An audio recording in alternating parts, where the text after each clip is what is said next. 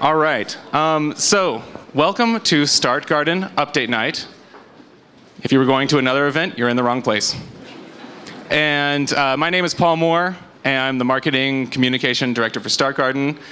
And this is it. I would like to explain the Start Garden process. I'm going to give you all just a bit of a forewarning. We're having a small technical difficulty. I might get kicked off of this projector, but we have a backup plan. The backup plan, unfortunately, is that the things would just be projected on this wall. If we have to go to that backup, we can do it quickly, but we'll get into the night, and just see how it rolls. So, let's begin this way. This is a video that explains the process of Start Garden. For those of you who don't, yeah, why don't we shut that door real quick? How many of you are new to Start Garden tonight or new to Update Night? Yes, show of hands. Thank you. How many of you have been to an Update Night event before? Okay, so it's kind of a half and half. All right. So Start Garden begins with a basic belief. If we launch hundreds of small projects for new business ideas, we'll discover a few that scale into great global companies. Our seed fund is designed to do just that. 2 ideas a week receive a $5,000 investment. Ideas can come from anywhere. They're submitted to startgarden.com. Each week, the Start Garden team chooses one, and visitors to the website vote on the other idea to receive a $5,000 investment. Each project has about 3 months to complete an experiment. The experiment does not have to launch a company, but has to create proof that the idea is either desirable, feasible, or viable. We like this approach much more than the traditional 40-page business plan. From there, Start Garden can invest up to $500,000 in a single project, but we don't just invest money. In fact, the intellectual capital and social capital found in our region is often more valuable than the financial investment we make. Start Garden is the meeting ground for entrepreneurs to connect with businesses and resources that span across many industries. We're not just funding startups, but we're cultivating and growing an ecosystem where ideas can easily grow into projects. And from projects into startups. And from startups into a new generation of businesses. That's Start Garden.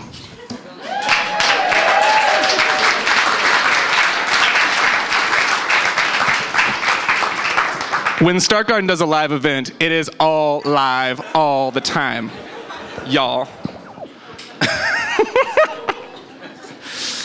I practiced that earlier this afternoon. I did a much better version. Okay, so this is where we are at tonight. We have 8 teams. This is what Update Night is about, by the way, the event in which you were standing.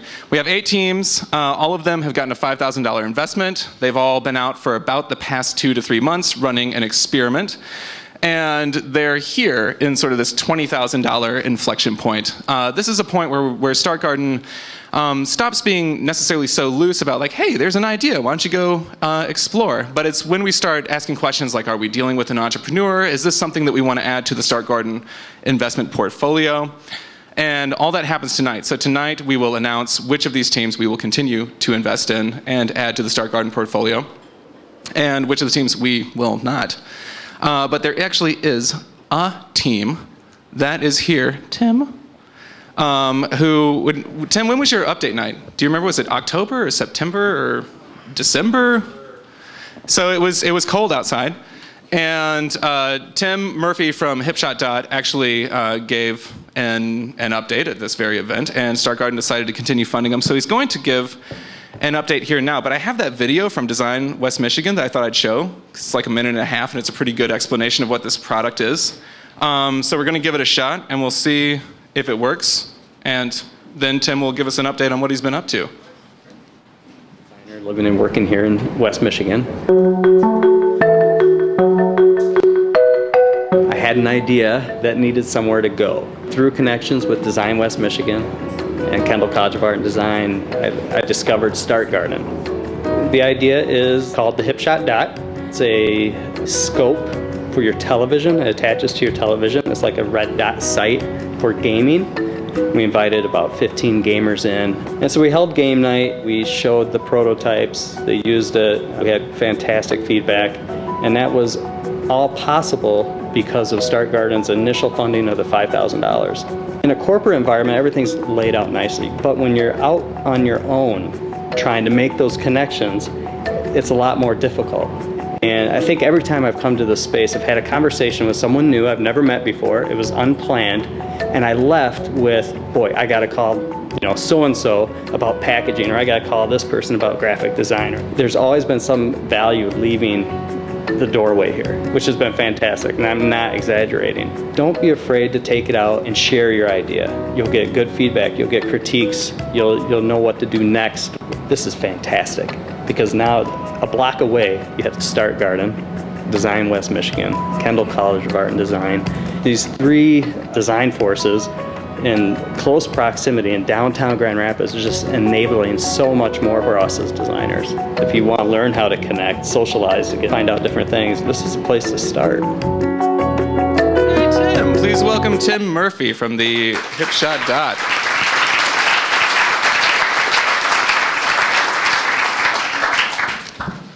Wow, thanks. I'm a little embarrassed, but fantastic. Thanks, guys.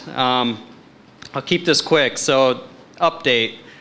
When I first came here, I was like, I'll just give them a quick update, shoot from the hip, and realized a lot has happened since that $5,000 initial investment. And so I'll talk a little bit to what we did with that first $5,000, which you saw in the video, but I also want to talk about the second round and what that enabled. So there's so much happening. You're going to see me looking down at this list, and I'll just rattle through it here. So that first $5,000, we were able to apply for patents, which was key. We formed an LLC, or a partnership. I reached out, found my first team member, which is Brandon Buckingham, which is actually my partner now. We were able to do the user research, the game night, and all that good stuff with great feedback. We also created some user research videos. So we videotaped the research night so we could use that video later on in sales meetings and trying to pitch this to other people. And this is all possible because of the first 5K. So the second round, which was the 50K, we did more industrial design on the product. The business case keeps on getting tweaked and tweaked and tweaked. It's an ongoing process. We had to do some electrical and mechanical engineering. We established a sales arm, or a sales team, marketing side. We've actually gone through 3 manufacturers, and we landed on one, which is fantastic. We just met with them last week. Awesome partner. We went to CES, so the Consumers Electronics Show in Las Vegas. We had a booth there all week, landed a distributor there, one of the largest electronics distributors in America, in the United States, which was awesome. We had PR in place. We established distribution. We've had key retail visits. So we met with Best Buy. We met with AAFES, which is kind of the military exchange program, military base stores. Fantastic feedback. They want more. Amazon reached out to us after CES and wants to connect. We even had a best of show blog at CES. Our website's up and running. Just last week, we looked and reviewed first round of prototypes out of Soft Tooling in California. We hope to be open to ship and on store shelves in July or August. So it's just crazy right now. It's nuts. So, yeah. Thank you, Tim. Yeah, thanks. Yeah. Small guy, big dreams. I don't know. It feels appropriate for some reason. So let us get into the night. We'll see how this thing works out. Start Garden membership. Hey, this is something that maybe some of you don't know about. Not all of our funded teams are just the people that get to hang out here over the course of the week when we're not doing an update night. You can also be a member if you would like to just hang around or tinker on a project or whatever here. And I believe the membership is $100 a quarter, $300 a year. So you can contact us through the website if you're interested in that. This is a point that I like to make, that tonight is for you, the audience. So the 8 teams that present, they're not just pitching to Start Garden the team. It would be rather cruel if we gave them all 3 minutes to convince us that we should fund them further after they've worked so hard over the past 2 or 3 months. So we've got a pretty good idea of what these teams have all been up to. And we feel pretty confident that we know what we're going to do next. It doesn't mean that we can't be swayed, but largely their presentations are to catch you guys up on what's been going on with their projects over the past couple months. And this is the basic layout of the evening. So we'll have presentations, that's coming up, intermission, and then the second half of the evening will be Start Garden's feedback, where we will announce which teams will continue to fund at that $20,000 level or higher. As Tim mentioned, there was a $50,000 investment that really was just the amount of money that made sense to get them to that next point that they needed to discover about their business. So that is coming up. Upcoming events, as I have your attention, and I can make this plug. April 2nd, Advisor Hours. This is actually a Tuesday afternoon. Every Tuesday afternoon, we have Advisor Hours, so from 2 to 5. People from who are here to give legal advice or design advice or branding advice or logistics and marketing and supply chain advice. They're here from 2 to 5 p.m. on Tuesdays. If you're working on a project, whether it's Start Garden funded or not, you can pop in, get advice from said people on Tuesday afternoons. April 9th, this is a new class that is backed by popular demand. Tom DeVries, who is running his own innovation firm here in town, has come up with the balanced breakthrough model, basically on that desirable, feasible, viable framework. So it's how do you create a test around finding out if your idea is desirable? How do you create a test if it's feasible or viable? And so that's actually become really popular in its first iteration. So it'll be back on Tuesday, April 9th during the day. And there is also happy hour, April 11th. It is exactly what it sounds like. And you can come chat with the Start Garden team if you have an idea. And you know, there's some people that are reluctant to put it on the website. They want to come, have a beer, chat with us about it. That's happy hour. And anybody else around here can come and join too. And then April 12th, the Lean Entrepreneur. So these guys, Brant, Cooper, and Patrick, it sounds something like that. They are from Silicon Valley. They've been developing this Lean Entrepreneur concept. They were part of the whole Lean Startup crew that went around and gave conferences. They're very knowledgeable guys, and they've come out with a book called The Lean Entrepreneur. They are doing a workshop here at Start Garden on Friday, April 12th, from I think 11:30 to about 2:30 p.m. that day, all about the process of being lean and getting things up and going lean, which is very much Start Garden's interest, which is why we do those $5,000 investments in the 60 to 90 days to get something proven out. And then April 29th, we are sponsoring this event. It is not a Start Garden event, but we are sponsors at the Great Lakes Software Excellence Conference at the Prince Center, which is located at Calvin College. I believe this is the 6th year that the Great Lakes Software Excellence Conference has been going on. And you can find out more at glsec.org.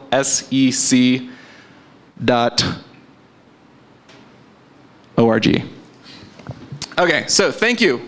I want to say before we get started here, thank you to all the presenters who are here tonight.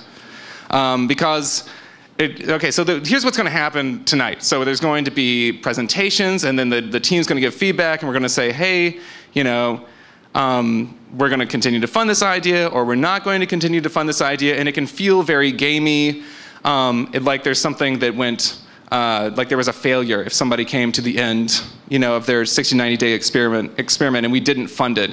And this, I think, is patently wrong. Like, I think these presenters, and I hope all of you can see this, that they have run a race. And they ran a race that most of us did not run because we didn't necessarily show up to the starting line when we decided not to put our idea out there and not to get it funded and not to run out and do an experiment. So they've all done something that is pretty remarkable that most of us in this room, including myself, have not done, at least not recently, for sure. And this race that they've run has gotten them to this point, and there's another race that can be run if they continue to keep moving with their projects. Some of them might not move on with their projects. They might choose to do that, whether we fund them or not.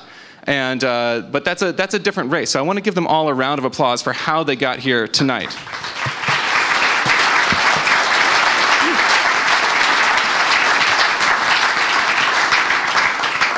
And by the way, you're more than welcome to resubmit. Because no matter what happens tonight, you're all much, much smarter, and you've learned a lot over the past 60, 90 days. And I would hate to lose that. This is the order.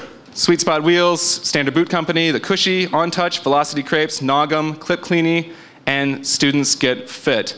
And so now we will get started with Sweet Spot Wheels. Where are we? All right.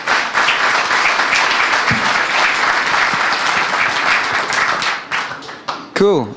I'm Jared Demeester, Alex Bullen, co-owner here. We own Sweet Spot Wheels. We're doing marketing and design work for longboard wheels. If you're not familiar with what longboarding is, it's essentially an extended skateboard meant for higher speeds and cruising and more of a surfy feel.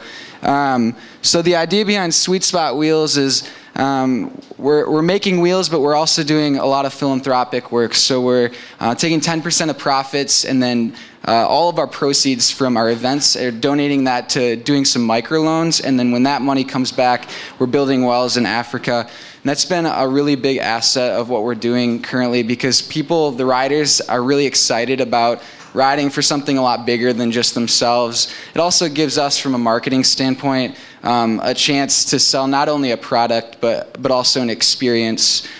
So with the experiment, we basically wanted to experiment testing different mediums of advertising. So we put ads up on some of the biggest longboarding blogs in the country. We have 2 print articles coming out in Concrete Wave next month, which is going to be great for the company.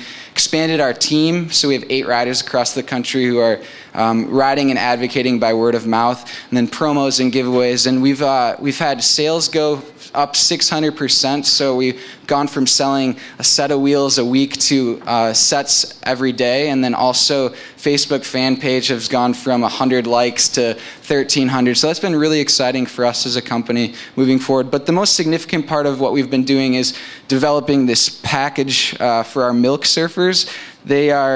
It's a milk carton, and we wanted something that would pop off the shelves, something that tells our story, something that people are attracted to. It legitimizes our company just because we're staying pretty consistent with branding, and then additionally allows us, we're moving into 30 retailers hopefully by the end of April, which has been really exciting for us. So what we've learned as a music major and as a film student, we've learned a lot about business, and we have learned that the internet is vast. We are building a huge network. Got wheels selling in Finland and Brazil and Australia and Canada, and it's been really exciting to see that. The longboarding industry it's big. There's 3 million skaters out there burning through 2 to 3 sets of wheels every year. Leaves a big gap for us to step in and be a scalable business. So in the future, we're looking to start prototyping a new downhill wheel, doing some innovative stuff with a lighter plastic core. It's larger, and then that will also have speed vents, so it will be faster. Kids are really stoked about it online and hoping to get that into production. So we're thankful for Start Garden. It's been a crazy 3 months, so it's been awesome. Thank you.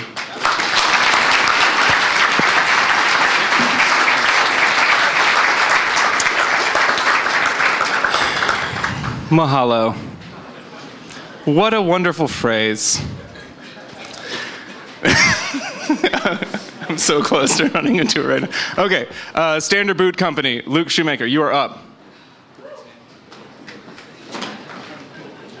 You said you were going to fix that, Paul. What the heck, dude? My name is Luke Shoemaker. That's a true story. I make shoes now. Suck it, every 3rd grader of all time.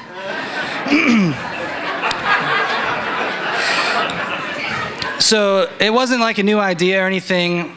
Start Garden was like, hey, here's $5K, see what you can do. I really just wanted to build a boot based on my taste, my aesthetic. I'm 29. A lot of our friends, they fall in between this demographic of between 25 and 35, and a lot of us have been, we do things differently now. So we have like 2 pairs of jeans. May sound gross, kind of cool, I don't know. You decide. So we start to buy quality over quantity. It's not like, oh, you know what, I just came home from work, I'm gonna change my dress shoes into these work boots so I can go down to the shop and wrench on my bike, yada, yada, yada. I totally forgot about this clicker, come on. Boom. So we do things like that. We need a reason to go out and camp, go ride our motorcycles, just all these art directors and these creative people that are staring at TV screens. They want to get their hands on things more. So we wanted to design a boot around that entire idea. Like, can you put a boot on in the morning and have it be your particular standard? What is your standard? Well, mine is I put my boots on in the morning, and I don't take them off until I get home at night when I go to bed, because I want to be prepared for anything. The idea is that, like, okay, well, I'm going to go ride my motorcycle, or I'm going to redesign someone's website and work on the back end of it, something that's super boring. And I can do it all in these boots and feel like I'm, I don't know, who I am, wholly who I am. So I know it sounds a little bit more esoteric than probably boots should, but I actually care about it. What I learned, this is like the craziest, I don't know, man, like, I did not know how long it took for you to actually come up with a physical product and like a mock-up and stuff. It's insane, dude. Like, you have to rely on other people. It's like the whole idea was, hey, Luke, what can you do by yourself and just come up with this like great idea? No, it doesn't work that way. So I learned, distressingly, a lot of very good business things that I didn't know before, because surprisingly enough, I'm not a business guy. So where Standard Boots is right now is that we are trying to, I think the end of next week we'll actually have the first pair.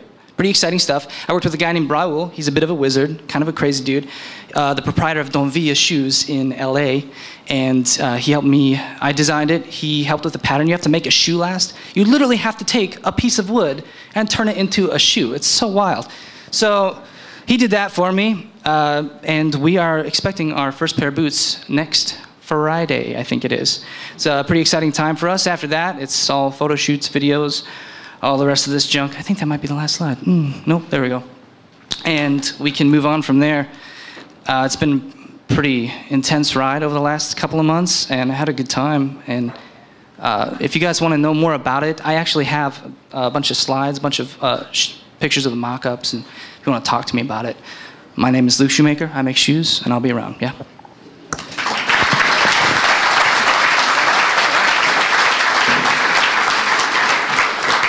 Thank you, Luke. Up next is the Cushy, Danny Lynn, making her way to the front.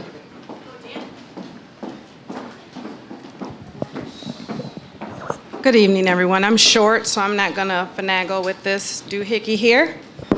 I wanted to let's start my slide first. All right. The Cushy. This was my idea, and it was inspired because I am a breast cancer survivor who was going through the reconstruction process and actually looking for something like this on the internet that I could not find.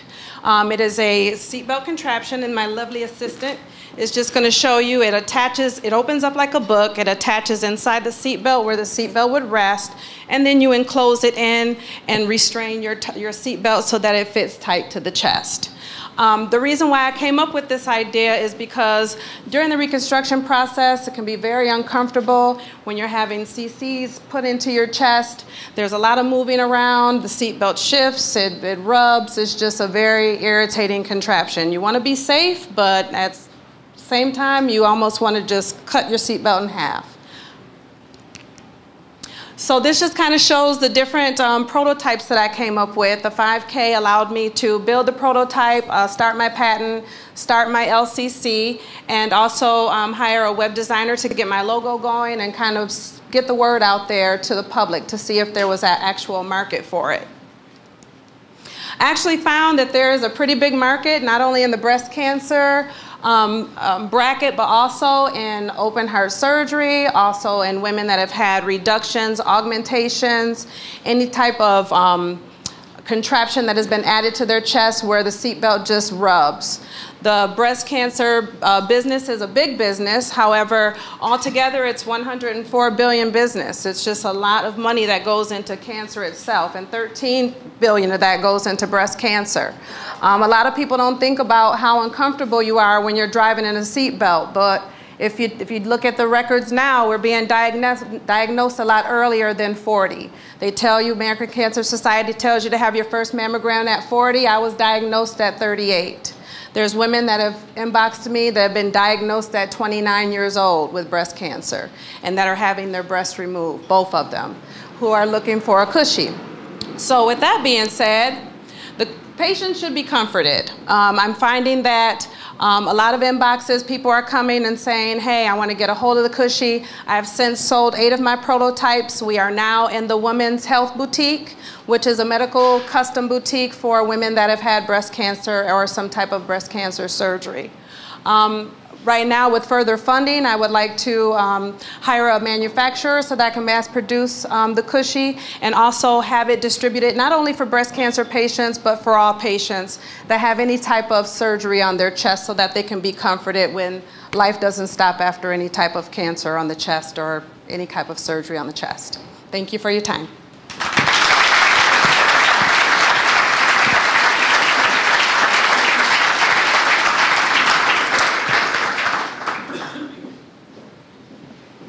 Some of you are waiting for me to make a joke about Breast Friends Forever, but it's not going to happen because it's too easy. On touch. Randy Kimbler? Ready. All right.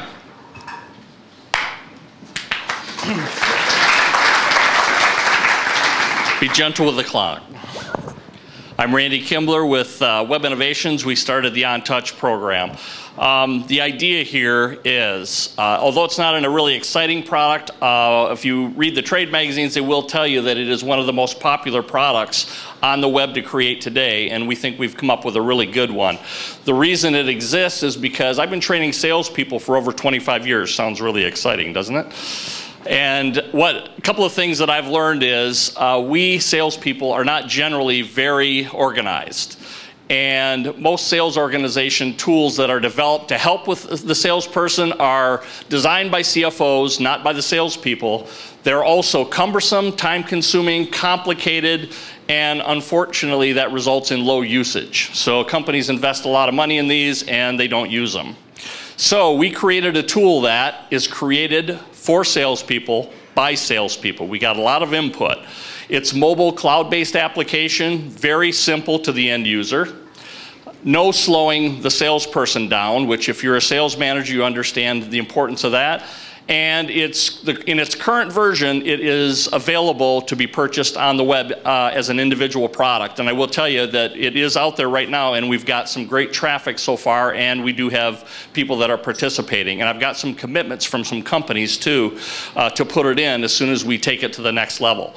The beta testing, we put 12 salespeople on this program, and we tried different industries to try a couple of things. We've got phenomenal suggestions, again, created for salespeople by these salespeople. And then one of the biggest requests that we received over and over again was our distributors and a lot of the salespeople want it for their company, not just individually. So that was a challenge. So we hired a graphic designer for our landing page. We did web advertising. It was a little bit of a failure. So we tried some other things. What we did was we actually went onto the blogs and did our own commenting for free, and we actually got more traffic from that or as much as we did from advertising, and that didn't cost us anything. So what we want to do is we'd like to next hire a web marketing publicist to go out and search these sites and start posting so that we can get that traffic. Hire web marketing assistants, because obviously we're not that good at it if we didn't get that much traffic, but there are a lot of companies out there that do. Hire programmers to complete that enterprise version that we already have customers waiting for, and then build on our existing distribution network. I'm a salesperson. I can sell this, so I'm going to sell it myself, and then I'm also going to get other distribution companies selling it also, which we've already had success with. And so that's where we're at right now. How'd they do?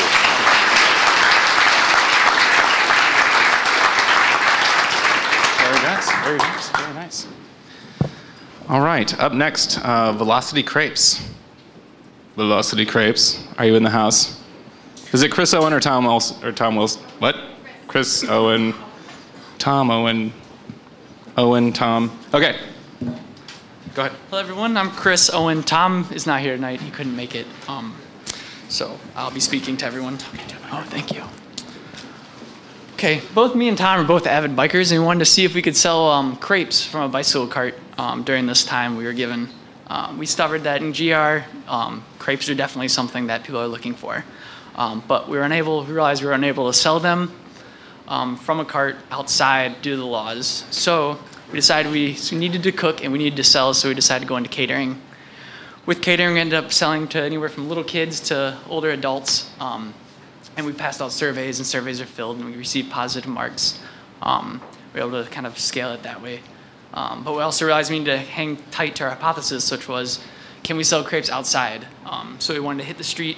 We decided we need to go someplace warm and not snowy like Grand Rapids. So we drove to Austin, Texas. Oh, I need the clicker. Tom is in the blue, if you're wondering who Tom is. This was our first prototype. Stay with microphone. Okay, this is our first prototype. It's we called it Bonaparte. It was going to go to Austin with us, but we realized that Bonaparte couldn't handle 200 pounds of equipment. This is something I made from scrap wood, just trying to make it work, and it didn't make it to Austin. So we went to Austin, figured out some other things, our deals, and we got there, and after weeks and weeks of drought in Austin, it was the rainy season. So we got there, and for 3 out of 4 days we had time to go there, it was raining. The one night we got our brand new griddle, and we get it out to season, and the winds kept blowing our flame out because it's propane. So that was kind of a hassle, and we never got our griddle working that one night. But we did see a lot of food vending there. We talked to other creperies that are there. We just did as much research as we could in the town. Realized that definitely food vending and cart vending in Austin is definitely on the rise, and I feel like it's something we should apply here. We also learned that griddle-wise, we need a griddle that can cook inside catering and also outdoors, which would be electric, something the flame can't blow out, and something we can bring inside. We also need a cart that doesn't fall apart. This is a cart that we end up using in Austin, which still is an issue. So we need to design something industrial that can also meet up with health standards and codes too. So at this point, we're thinking we'd like to stay in Grand Rapids, so we're looking for cheap brick and mortar just to get us cooking, and slowly move on from there, go into more catering, and check out just bike delivery. So right now, until we get things moving, and that's where we're at.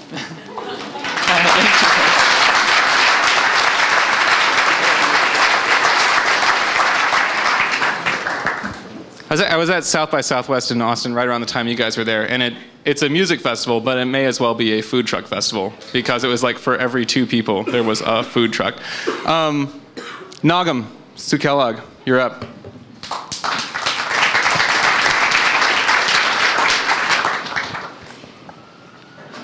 Okay, ready? Hi, I'm Sue Kellogg. I am president of Mellow & Company and inventor of Nogum, the all-in-one baby teether. I created and started Mellow & Company as a launching forum for several different baby products that I've invented. And the first one to be launched through Mellow & Company is Nogum. The reason that I created Nogum was because of my lovely daughter, Tenley.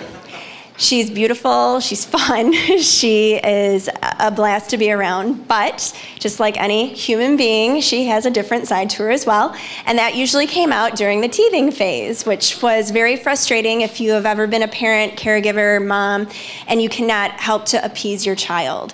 So I decided, since I couldn't find anything out there, I was going to take it into my own hands. Unfortunately, she did not benefit, but many babies have. What I needed to do to create Nogum was I needed to make sure that the first place that it targeted was the back molars. That seems to be very problematic for babies. So when I started playing with Crayola clay, I decided I was going to make the arms long enough that they could reach in the back, but safe enough that they wouldn't gag. So this right here is a prototype that has been out in the field for the past 2 months. I can tell you that this does not fit into my mouth, and it has not become a hazard at all for any of the babies. It reaches the baby's mouth and the molars safely, and the parents have felt very confident in leaving the child, this sounds horrible, but unattended, so they could go do things and the child would chew on this. The second thing I decided to do was I decided to put bumpers on either side of the body, and this would allow the baby to then grate the top and bottom gums. And I thought, well, while I'm at it, why don't I just go for the eye teeth? So I put the nubs on the side, and there's different textures for each child to choose from. when they're in the heat of that teething phase. This is not a toy that a child, when they're not teething, is going to go, ooh, give me Nogum. But I guarantee that when a child is distressed and going through that teething phase, my stats show that 9 out of 12 babies have chosen Nogum. The 3 that didn't choose, 2 were not going through a teething phase, and the other one chose food. So you can't compete with food. So when my money, I got my utility patent, and I conducted a field test by creating my prototypes, and the feedback was amazing. There was nothing to change. The food grade FDA silicone was favored by all of the parents. It's top rack dishwasher safe. You can boil it, you can freeze it, and if by chance it did tear, it's seamless, so it doesn't unravel. 9 out of 12 babies, like I said, have chosen Nogum, and so then I decided, can I take it to the store? And I sold 44 in 4 days, and I have pending offers, purchase orders, and with my further funding, I will take it tomorrow to the manufacturer and get production started.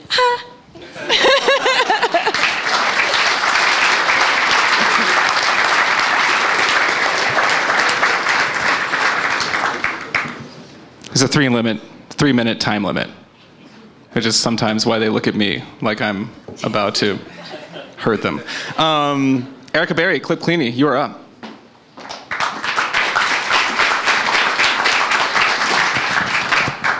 Can you hear me?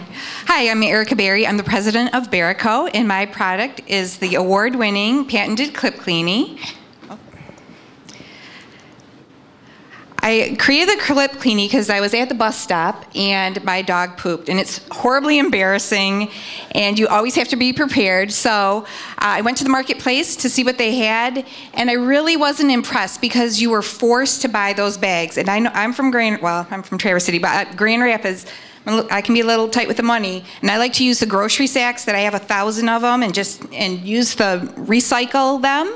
So I came up with my own product, my own design, and I submitted it to Whirlpool Mother Invention Contest, and I won 2nd place in the green category. I beat out 2,100 other inventors, and with that money, I invested in engineering and prototyping, and you will see my product video is coming up. So this will show you the benefits and features of the Clip Cleany, where you're going to see the use of bags and a light for safety and walking. This was done by Skyward Visual. So embarrassing.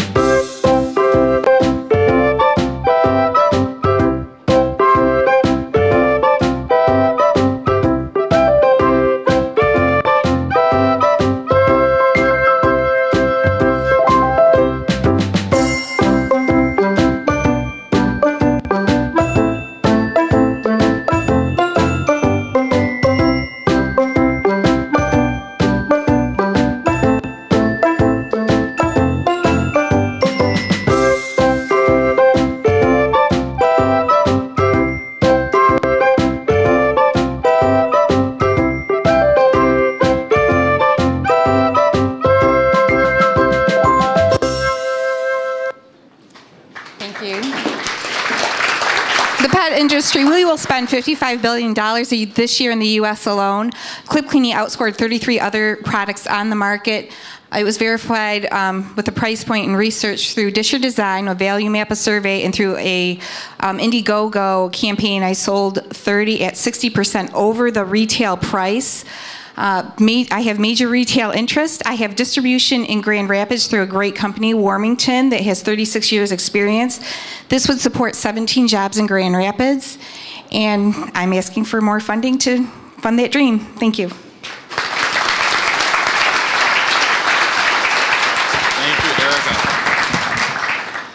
I apologize for the jerkiness of the video. That's a little technical snafu that popped up about 20 minutes before you all arrived. Hence, I'm sweaty. Erica, anything from the video that you would like people to know about it that may not have been clear when it came through the video? There's a light. There's a light? The light that was put on, engineered for green storage, glow in the dark. It's glow in the dark, green for storage, helps you with things, helps you see where you got to put it when it's all done. There is, it's not for urine. No. That was not a scene that you missed, in case you were wondering.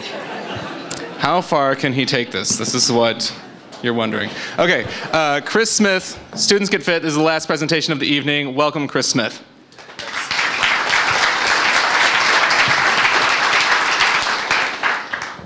Hey, I'm Chris Smith from Students Get Fit, where we make exercise rewarding.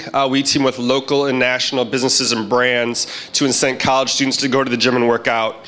Where this idea came to my mind, I went to college at Ferris State. Impressive, I know. And there was a competition at school one time where you worked out, whoever worked out the most got a free t-shirt. So for some reason, 3 of us thought it would be a great idea to work out as much as possible to win this t-shirt. About 5 people total signed up for this program. It didn't motivate anybody to work out. I didn't get a t-shirt out of it. It was a failure all around for me. And I always thought there's something here, there's probably a way to do something with this where it could motivate people that are kind of on the fence to work out, to be able to get motivated and do something. So a couple years ago, I'd been out of college for a while at this point, but a couple years ago I decided to put this into play. I started a business with a friend. We were in a couple dozen colleges around the country. We teamed with some national brands, and it seemed to work well. I went on my own about 1.5 years ago, moved back to Michigan. Yeah, what's up? And put up together a couple of MVPs, try to figure out what worked, what didn't work. Again, worked with some big brands, did some stuff at some individual schools, and really learned a lot. Kind of figured out what we wanted to do, decided to pitch to Start Garden, and so here we are. We got a new business model. I think we're good to go now. And since we've worked with Start Garden, we've gotten our website partially up and running here. Here's our new fancy homepage with all our branding. And this is what our hypothesis was. We're trying to sell community resources. One thing that we found is if businesses wanted to give us prizes for students to win, there was always some sort of a disconnect between how much I charged them for that. So we said, you know what, that's a pain point, let's get rid of it, let's not charge them anything. So I had to find a way to make money. So what we do is we have these community resources here. There are 8 local businesses on each campus. We're focused on the 600 schools around the country right now that have over 10,000 students. And we charge them $399 to have direct advertising on a student's dashboard. This is what a kid will see when they go to log in to see their workout. They'll have a little HTML5 website. They'll be able to click their workout, like using Foursquare, track their workout, and then they'll see their progress here. These businesses will advertise up here for $399. As you see over here, each business will get a little window here that has a little giveaway, something like that. Students will see it on a daily basis every time they go to check in their workouts, and they'll be able to get a little bit motivated. So we really think that classes can be boring, but advertising better not be. If someone's trying to advertise to a college student just using student newspaper, the old crusty dusty ways of doing marketing and advertising, they're probably going to lose. So we feel like we're a 2.0 version of advertising, and that's where we're at. We're working with some national brands. One cool thing, we're trying to do a deal with a national fraternity that's got over 200 chapters right now to do sales for us on their campuses as a fundraiser for them, and do some advertising for us on campus as well, promotions for us on campus, and hopefully next week we'll have that closed. So I appreciate the time, and thanks again. So. Thank you. Okay. So this is a nice thing that you can do. right? So all of these 8 presenters just presented. And if you have any feedback or any questions, any comments, any words of praise, or just lingering mysteries in your mind, you can go on Twitter and you can tweet questions at them. You can use the hashtag StartGarden. It's a nice way for them to be able to, tomorrow, go onto Twitter and figure out what people were thinking while they presented. And with that, we will break for the intermission, and the StartGarden team will be back in about 20 minutes to give our feedback and announce who gets further investing. So have a beverage. Enjoy the evening.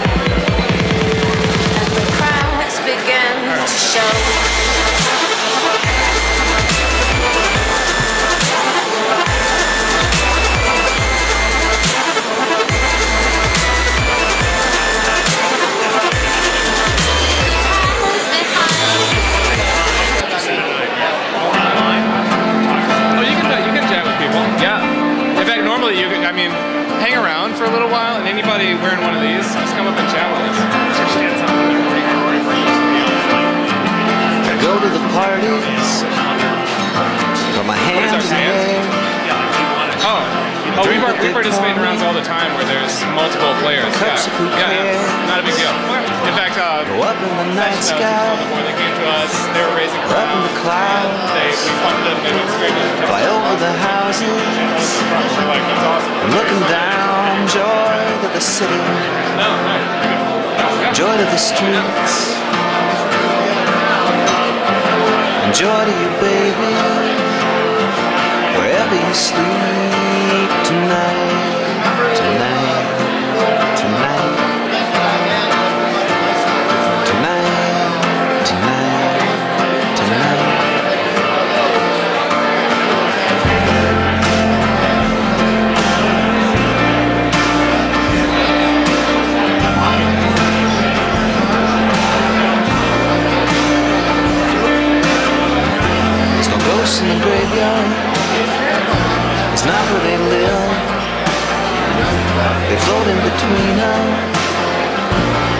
and what if, and cast our own shadows before our own eyes. You don't get them up here though, they don't come up high. Joy to the city, parking lot lights, the lion of evening with the rain in its eyes. Joy to the freeway, joy to the cars, joy to you, baby, wherever you are. Tonight, tonight, tonight, tonight, tonight, tonight.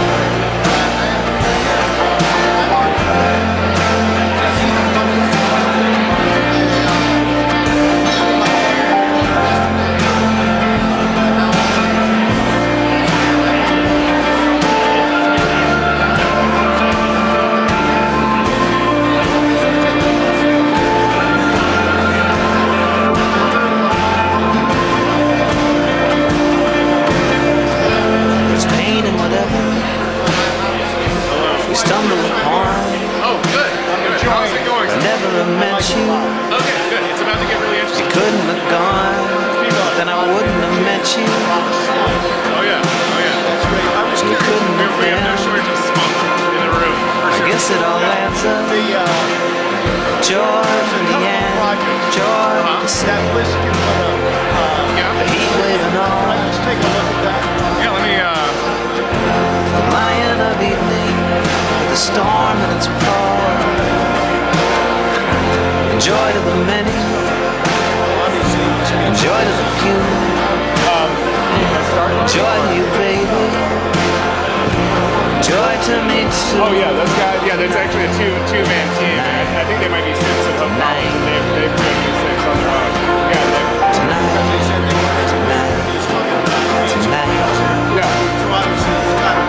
They've been figuring it out.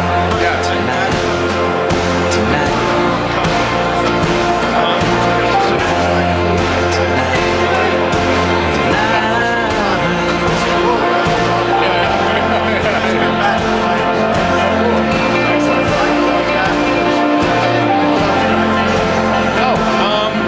To be wearing one of these green ones.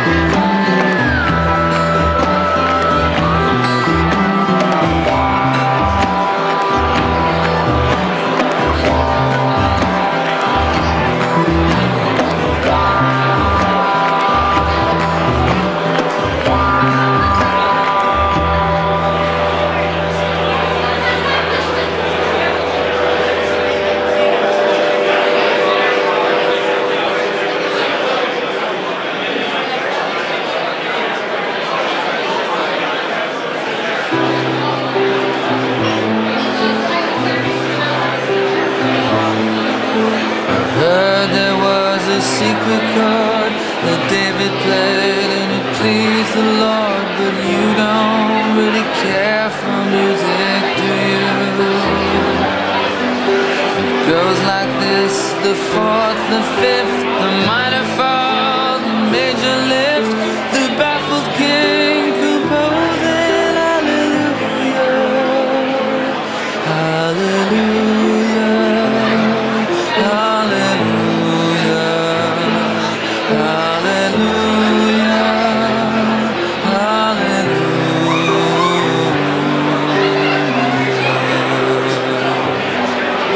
Her faith was strong, but you needed proof.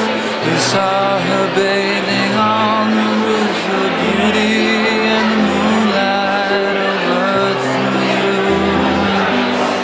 She tied you to a kitchen chair, she broke your throne, she cut your hair, and from your lips she drew the hallelujah,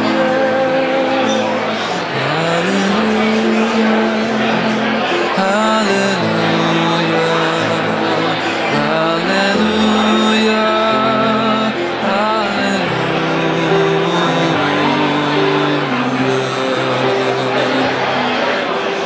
Maybe I have been here before. I know this room, I've walked this floor. I used to live alone before I knew you. I've seen your flag on the marble arch. Love is not a victory march, it's a code and it's a broken hallelujah,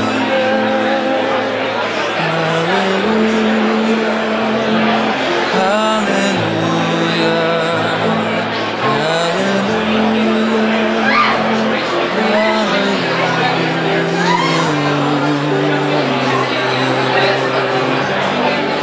There was a time you let me know what's real and going on below, but now you never show it to me, do you?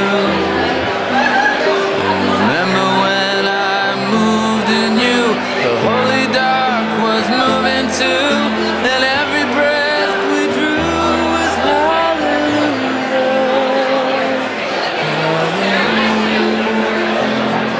hallelujah,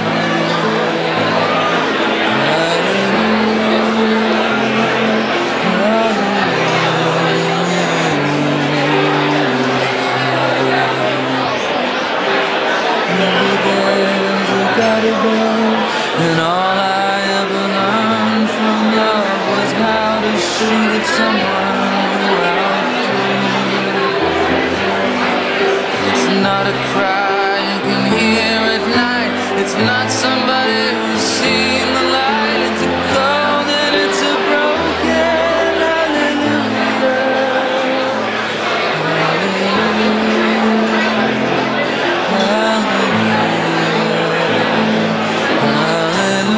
hallelujah, hallelujah,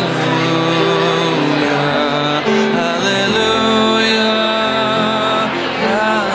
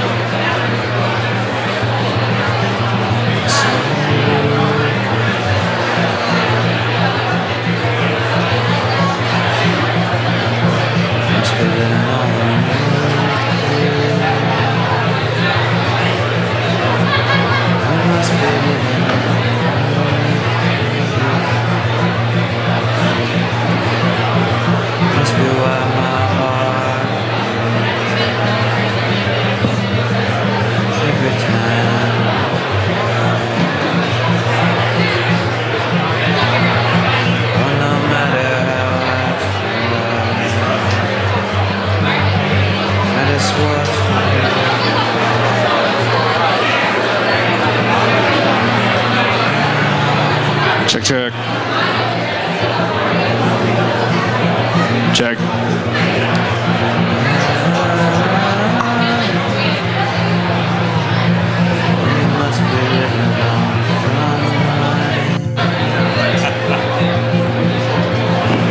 Guys all got your waters?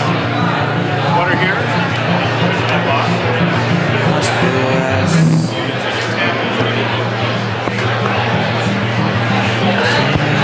Yeah, mine's on. So, Joe.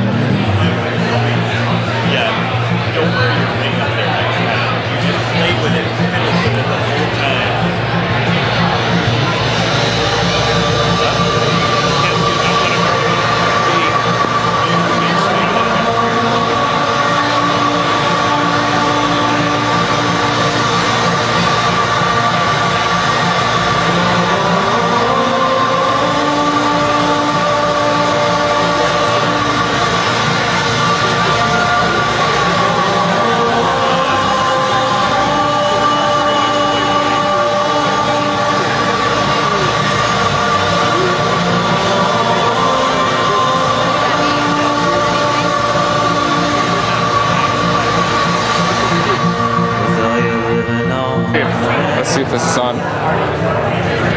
Raise your hand if you can hear me.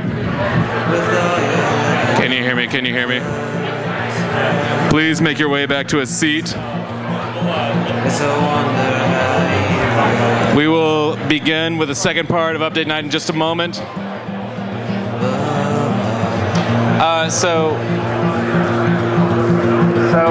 Samuel from Euclid is going to talk a little bit before we go up. So can I borrow your handheld for that?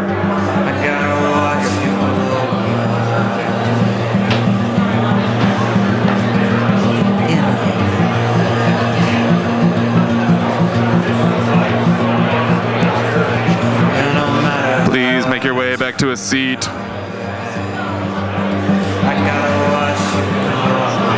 Takes a little while. At this point in the evening, there's a strong impulse to talk. A lot. But this is also the happiest point in the evening.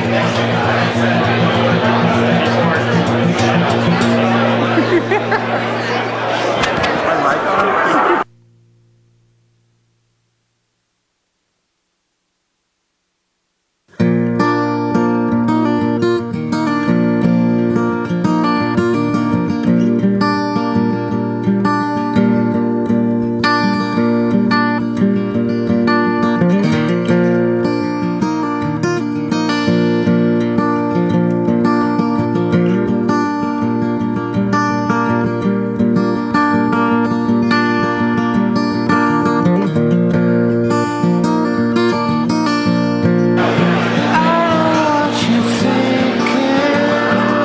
Make your way to a seat.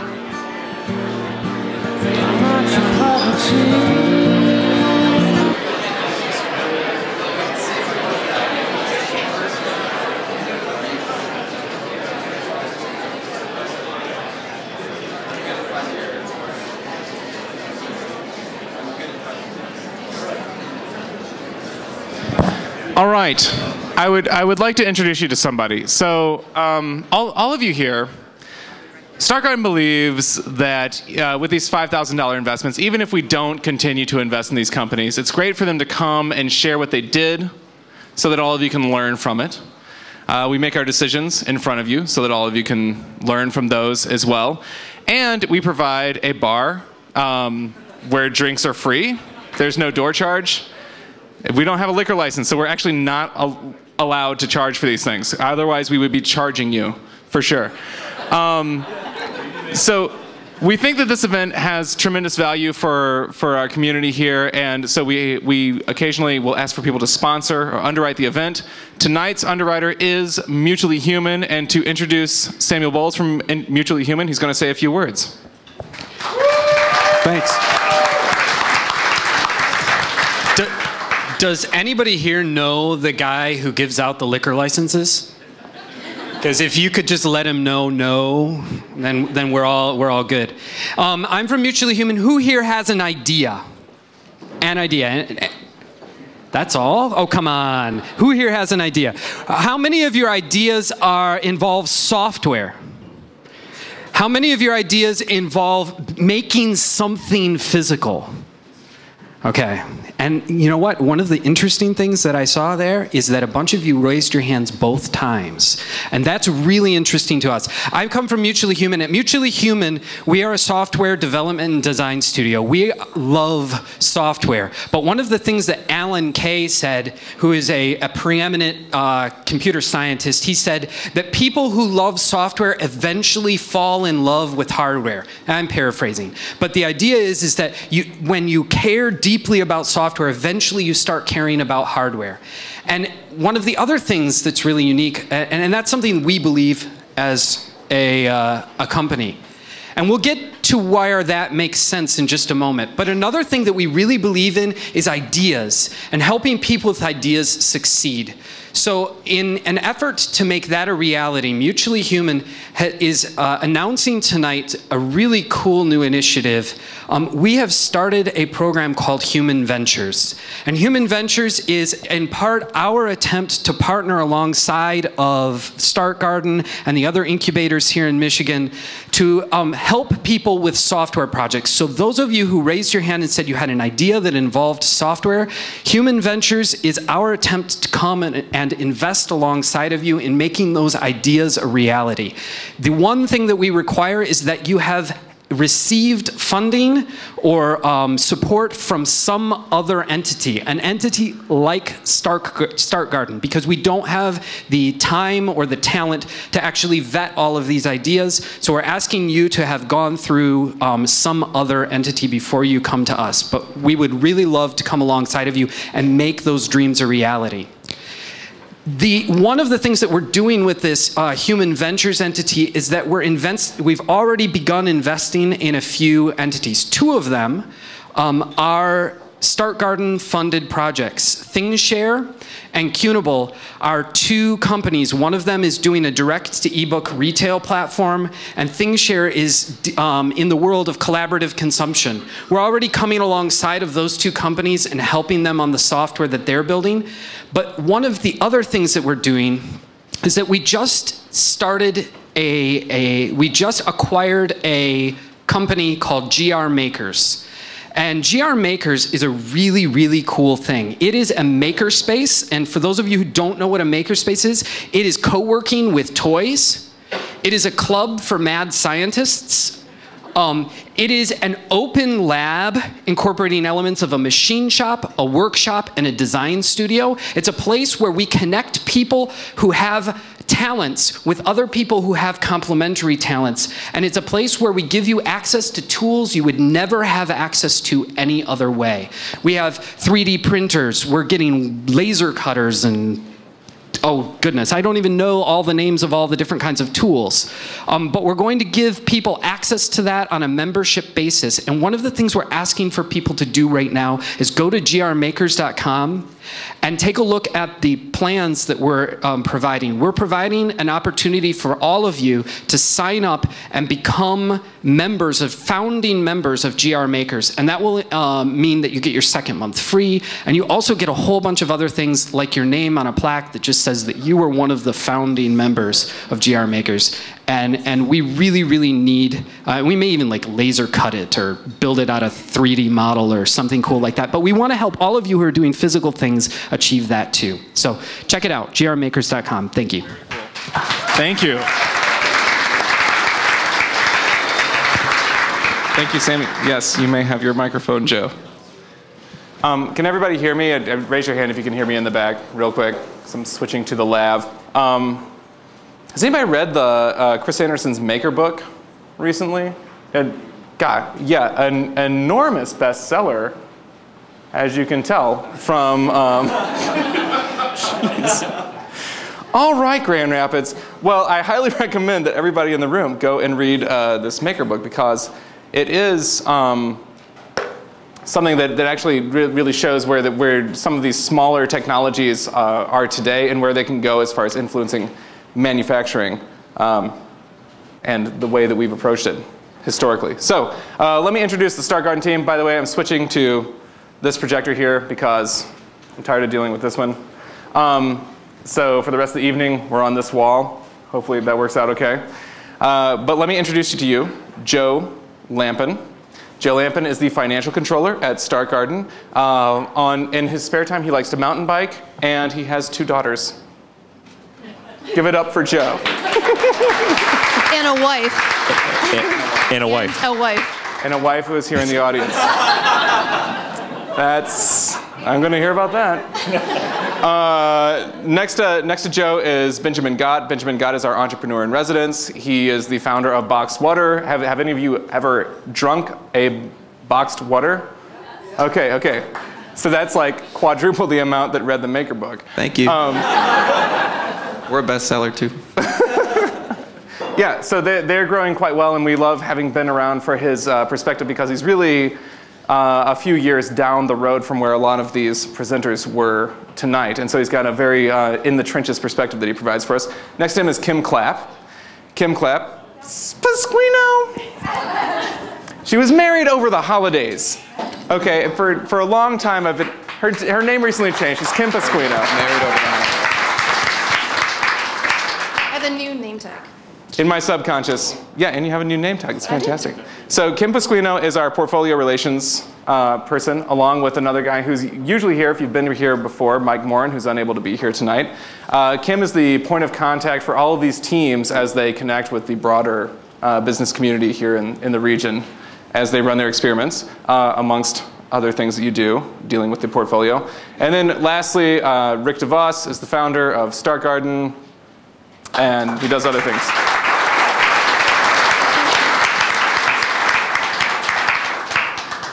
If it weren't for him, where would we all be? That's the question. Okay. Paul knows how to put me right at ease. So let's get this feedback. You know, actually, before we get into the feedback, Nogum's going to be first. Let me just say, here's the dynamic. These guys are going to give feedback to each of these teams. We're going to announce whether or not we're going to continue to fund. I will sort of shift hats here and ask them questions that I think are relevant for the audience to understand. And so we'll get back into our feedback session with Nogum. Who's got Nogum? I want to take the opportunity to second, though, what Paul said earlier about just celebrating everybody that presented tonight. Thinking about Update Night and how this event has evolved over these past few months, I don't know that we do enough to recognize them for putting themselves out there like that. So I think they all deserve just another round of applause and support. I hope during the intermission that you had the opportunity to connect with some of them, to make connections to folks and things that you're working on.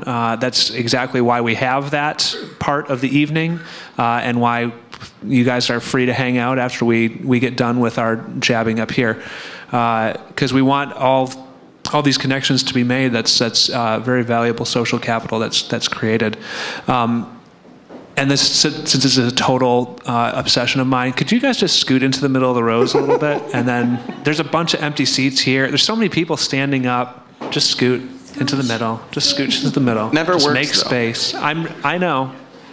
See, you push me to do it every single event, and it does what. It's kind of working. Look at that. Well done. Only you. And watch, nobody's going to sit down now. But I just okay. There we go. Okay, all right. We have some seaters. Yeah, go ahead. Absolutely. There's front row chairs. All right, that is all. Sorry, back to Paul. This is very eloquent until the scooting part. So we're going to get to the Nogum and give them feedback. All right. All right. Who's got it? It's me. Nogum, Sue Kellogg. So Sue is an example of like a serious hustler entrepreneur. So, you know, we oftentimes when we get these teams in that have products, they have prototypes and they're like, I can't sell it. I need a bunch of stuff to go out and actually sell what I have. And we had this conversation a few weeks ago, and you know, after that, she just started cold calling and cold calling and cold calling. And the next thing you know, she's sold like 44 of these things that she doesn't even have in hand, pre-selling with actual purchase orders. So that was pretty impressive. At the same time, she was running down this road of trying to find a manufacturer, which like continually coming across no's. I don't do silicone. That's not going to work. She like even as of 2 weeks ago was scrambling, thinking she didn't have a manufacturer. So then she found one, and out of Wisconsin. And from that, then she dug into what it was going to take for this next level of a real experiment to get them out there. So with all that said, we're super excited to move forward with $20,000 in investment for Nogum.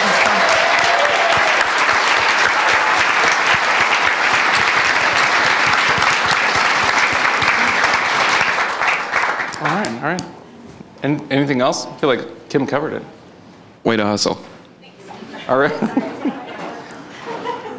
So after Nogum, we are going to cover the Cushy. So the Cushy, is another physical product. This month's pretty unique. Actually, we're pretty heavy in terms of consumer products that people are presenting. Great example of finding a problem based on personal experience, and which is really useful up to a point, but ultimately the market needs to speak to that.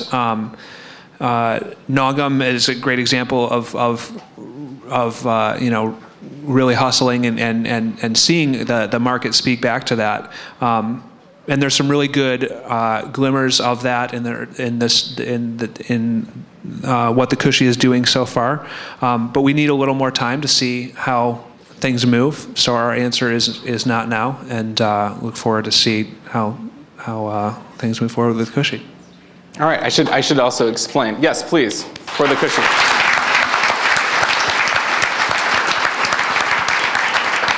For those of you who are bewildered, that you're like, not now, what is that? There's a yes, there's a no, those are obvious. The not now is usually when there's something more to be learned. It's not a $20,000 next step, but it seems like the experiment is not quite over. That's where the not now comes from. Hence, there it is. So next, let's do Clip Cleanie. All right. You know, Clip Cleanie is a fun product. Classic case of necessity being the mother of invention or innovation in this instance. In your test phase, you did 4 prototypes. I believe you did them with Tiger Studio, one of our partners as well. And you pursued a few retailers as sales channels. You haven't done hand-to-hand sales, which is kind of what we call it. Again, we're kind of doing a comparison to Nogum, which is to your friends or things like that. Or have had retailers pick up the product yet because you effectively don't have any inventory outside of your prototypes. You're in that tough spot that physical products end up in, where molding costs are in the tens of thousands. I don't know if a lot of people know. I mean, there's a handful of moving pieces on the actual product that you have, but even a fairly simple part can be $15,000 to $20,000 in building the mold that does the injection stuff.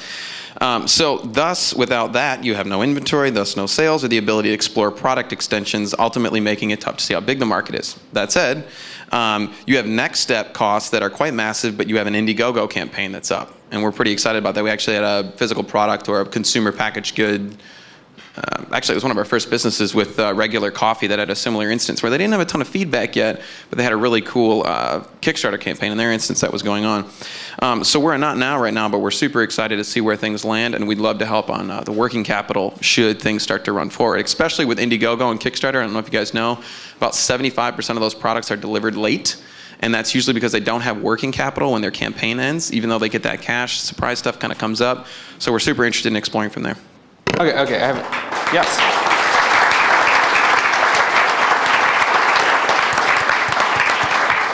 So I have a question. Yes. Okay, so Nogum. We do the questions first, or do we? I do have a question.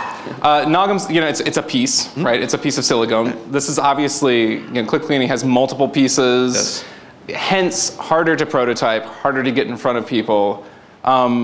Harder to prototype or manufacture? I mean, prototyping is a little bit easier. Manufacturing with multiple pieces. I guess I'm thinking of getting like 50 or 100 made in order to get them in front of people. I mean, what about when you have a product that's a bit more difficult? I mean, just in general with us, and I think with any business, whether it's an app or a service or in this case a physical product, sales are always king, but some are easier than others, right? But the 3D printing has really come a long way, obviously, in the past 10 years, but really a lot in the past 2 years where you can actually get some stuff 3D printed. We have another business that's come through here where you're 3D printing something or you're manufacturing something that costs $50 or $100 each, and you're selling it for $20. Well, that's not a business, right? That sounds like it's losing money. But if you know eventually you'll be able to produce it for less, and be profitable with that, it's worthwhile to get some hand-to-hand sales or even some small retail sales initially off of a 3D printed prototype.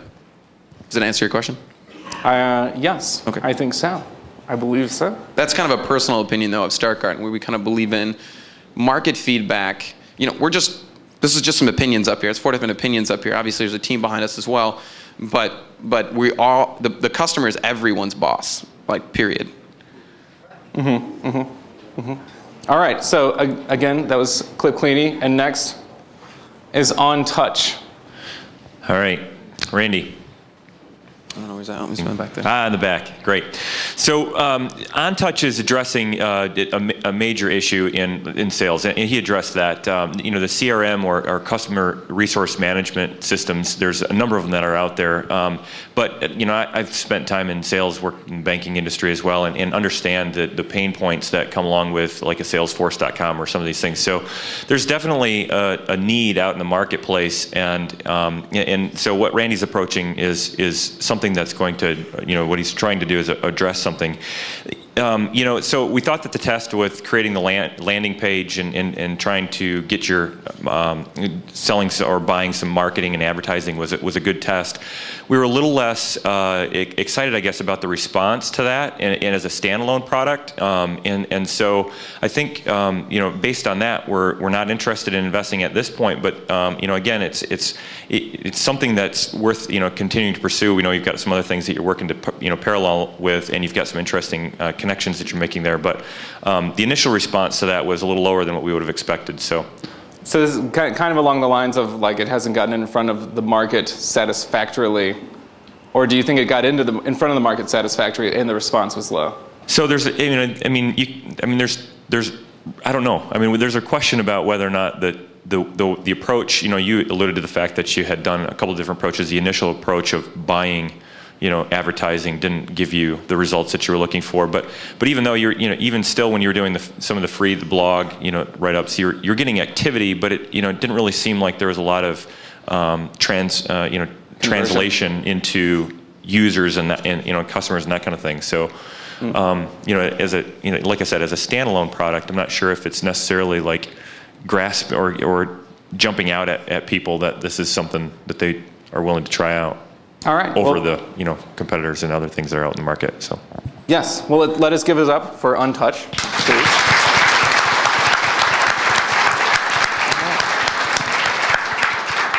Next up, we have the Standard Boot Company. Standard Boot Company.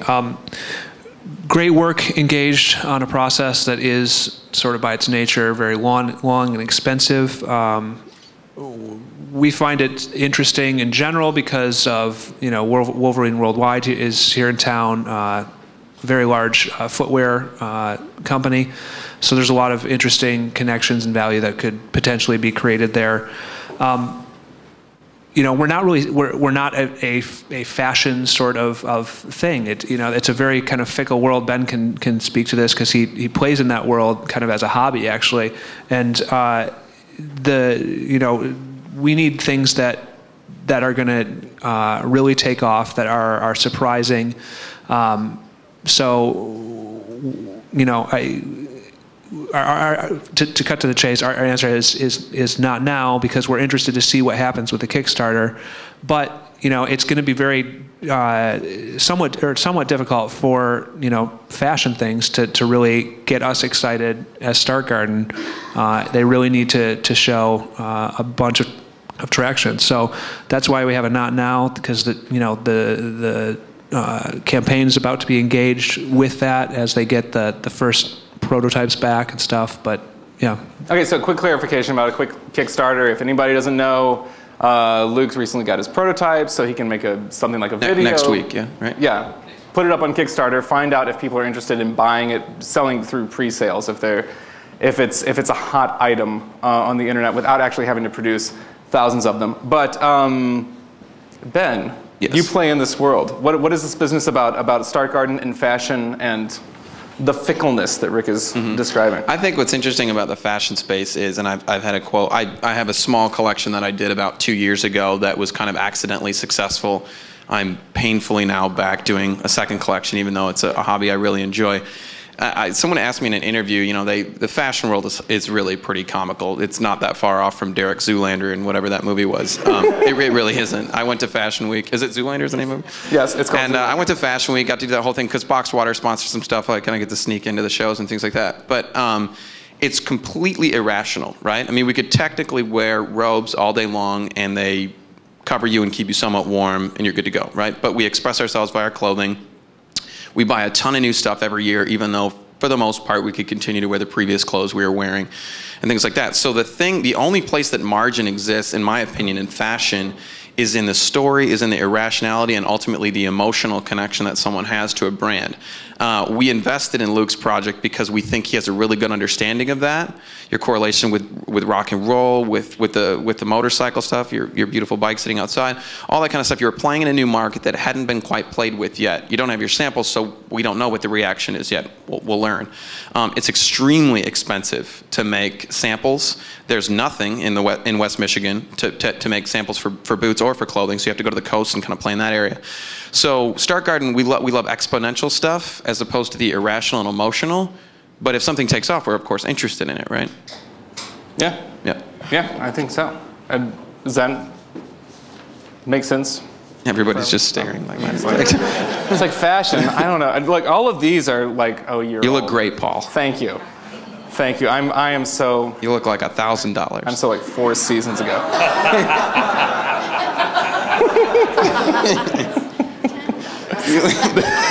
Green and wrinkled. All right. So before I go finish my evening at Walmart shopping for fashion, we are going to get on to Velocity Crepes next. Who's got it? I do. Okay, so I really enjoyed working with Chris and Tom over the 60 and 90 days. They came in pretty regularly and talked about stuff.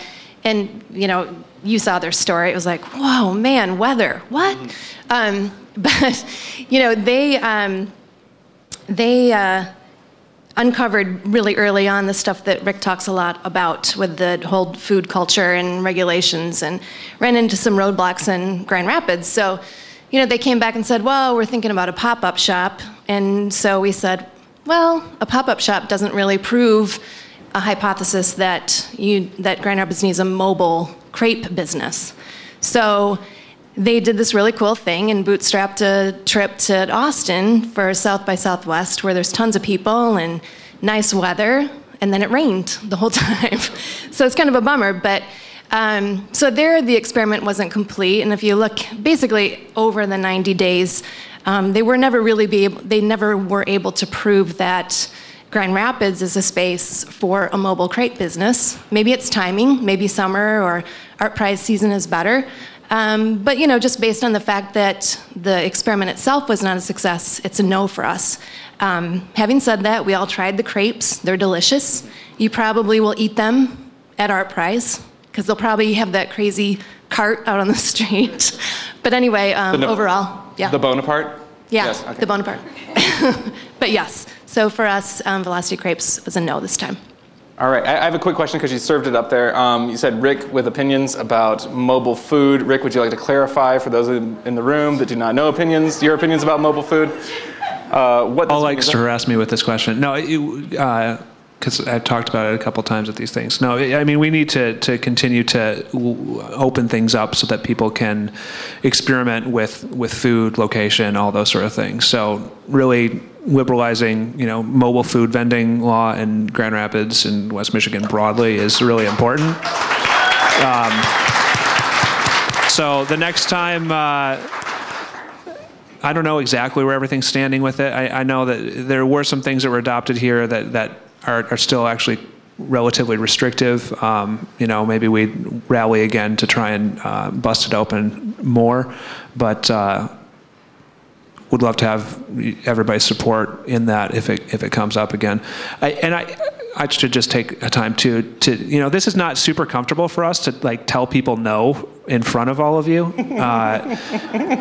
It's gotten more comfortable as we've had to do it month by month, but Ben said this, and I try and say this as well, when we do these things, like we're just a bunch of people. We are operating in a space where we know very little. The world of startups, you're in uncharted territory. At best, you're like, navigating like 16th century sailors by like some guy that sailed 50 years ago in this general direction and wrote it in a book. So you're like, when you see the sparrows turn right, that sort of thing. We don't have all the answers. We have opinions. A lot of our opinions come from engaging with entrepreneurs, seeing what they're doing.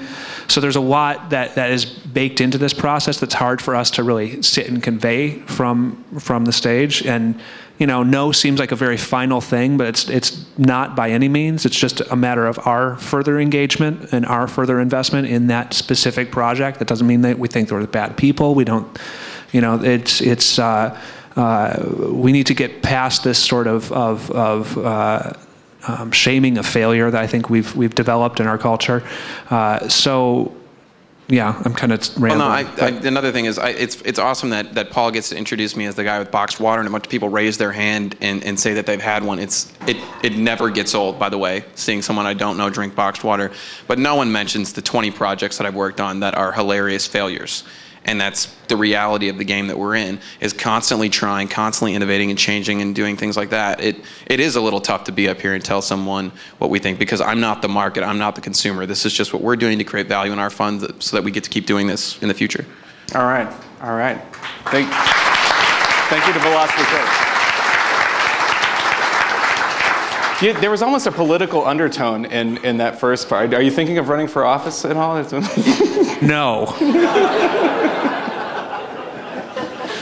You did great. Okay, so students get fit. Who's got Ben? All right. So I think that with this, I don't think comes as a big surprise that health and wellness is a huge factor in America right now. I think with TV shows such as like The Biggest Loser, and you've got a huge growth in a lot of endurance and adventure racing. And, people are looking for options and opportunities to better themselves, but just because it's at the forefront of the mind doesn't necessarily mean it's at the forefront of the to-do list. And so the reason for that is that we think that it's a behavioral issue, and for somebody that does get out and enjoys being outside and exercises and tries to do that in the winter, I understand this mental component of actually getting on the bike, and getting through that. And so what these guys were really trying to explore is whether or not they could change that behavior with some incentives. And so the way that they tested that is they built a website out, and they had some conversations with some sponsors, and had some conversations with a couple of fraternities, and looking to get some people engaged in this. But the real question to us is whether or not they've been able to prove out that they're able to change behavior with this model. And to that, we just didn't see that there was a test that tested that part of it.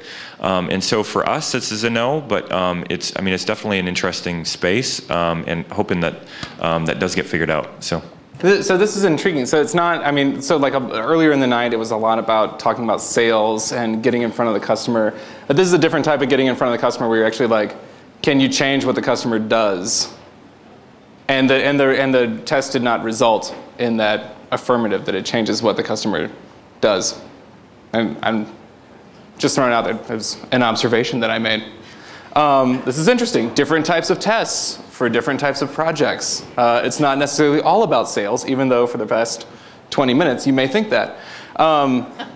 Okay, please give it up for Students Get Fit.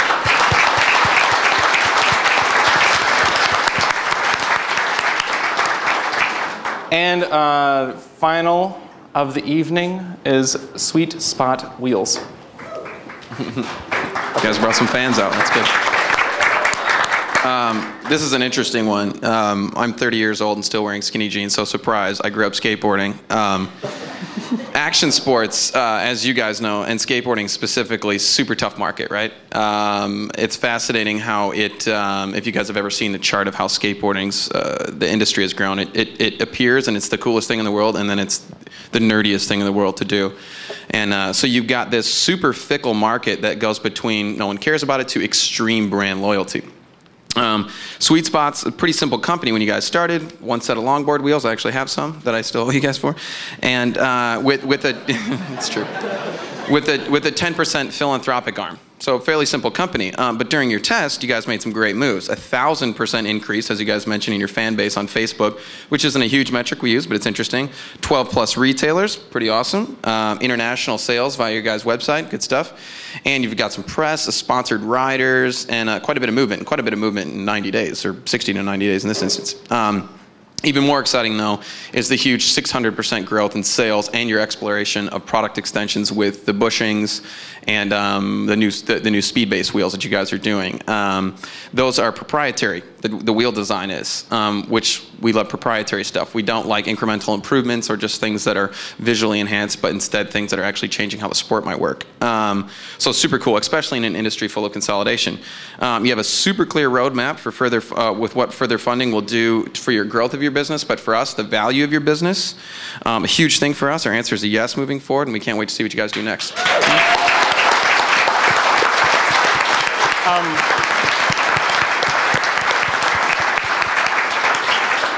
Just real quick, that last thing you said, that there, something about a very clear next step, or what would happen with further funding. What is the value of something like that? Because sometimes, you know, people just come right in to update night, and it's like, I just finished my experiment without designing a next step. Yeah, I can't. We're not binary enough to say we're only looking for businesses that have clear next steps. You guys have a trajectory and a momentum right now. That's awesome.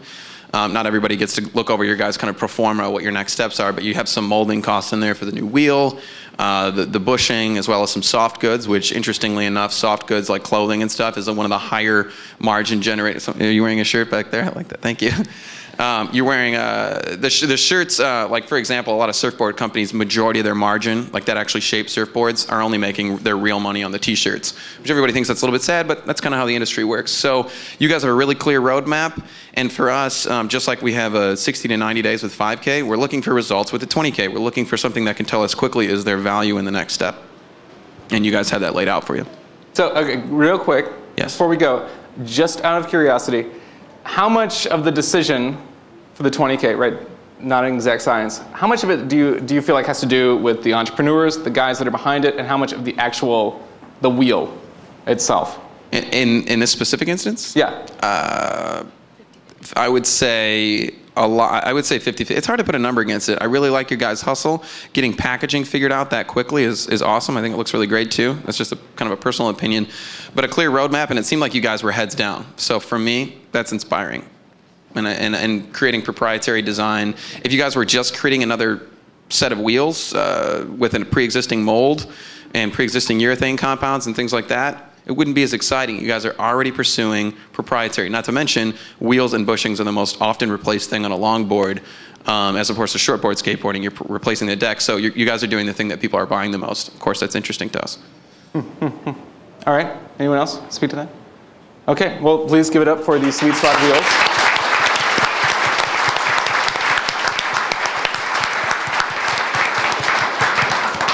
And that takes us to the next update night. It's back here, same time, same place, Thursday, April 25th. And with that, thank you all for coming out, and please give another round of applause for our presenters.